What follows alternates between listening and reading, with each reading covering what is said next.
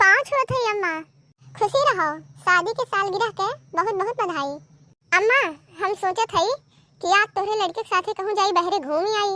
अरे दुल्हन, एनिवर्सरी साल में एक दाई आवत है तो घरे परिवार के साथे मनाओ। नीक नीक खाना बनाओ, सब मिलके खाई जाई। कलियोग बढ़ाई ली थे, वहू के लड़के बच्चे आई गई हैं, कितना नीक लागी।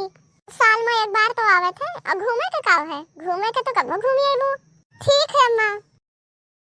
अच्छा दुल्हन, हाँ माँ, का है ना आज कलियावा के एनिवर्सरी हुए तो वो आवत ही मैं फोन किए रही तो बढ़िया बढ़िया खाए का बना लियो।